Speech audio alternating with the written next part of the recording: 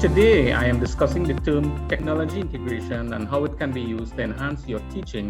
And to help me with that discussion, I have a colleague and good friend of mine, fellow teacher Nathalie Sudin from Rio Claro Secondary School.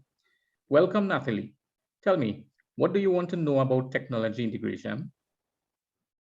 Thanks, Daniel, for inviting me to your program. First of all, what is technology integration?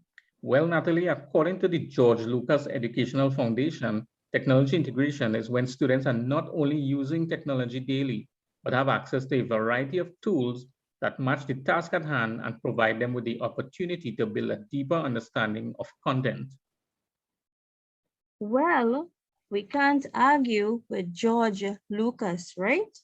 But have you ever integrated technology in your practice? And if so, tell me about a technology mode that you have used recently for teaching a specific lesson.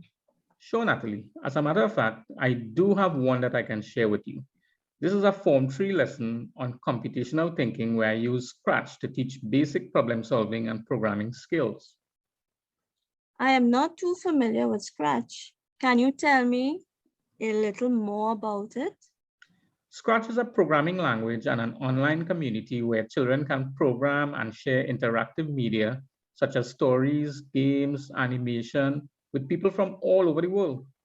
As children create with Scratch, they learn to think creatively, work collaboratively, and reason systematically.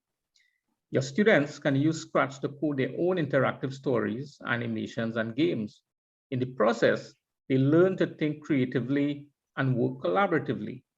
These are all essential skills for everyone in today's society. Educators are integrating Scratch across many different subject areas and age groups.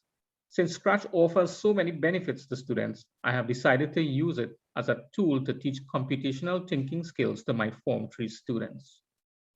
That's very interesting. But tell me, why did you choose that particular mode of technology? Well, computational thinking involves problem-solving skills as well as basic computer programming skills. Unfortunately, it is considered a very boring subject by the students. In fact, students tend to lose interest in IT when they hear about programming.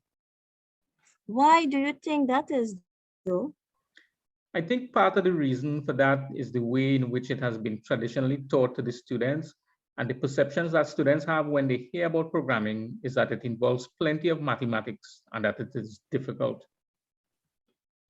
How do you see Scratch changing their mindset about programming? Well, one thing is that it is fun and engaging, and the way that it is designed, it is more about creating interesting projects by providing building blocks for children to create whatever comes to their imagination.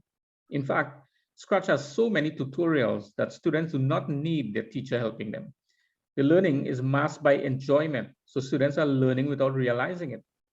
When the teacher comes in, however, it's to provide guidance, scaffolding, and to assess whether the learning outcomes are met. Thinking about it, I can say that Scratch truly promotes a constructivist approach to learning. Wow. Thank you, Daniel. I think the information you gave me today is something that I can definitely see myself using in the near future. It was a pleasure being here and good luck in your debate program. Thank you, Natalie, and it was a pleasure having you here to help me with my discussion.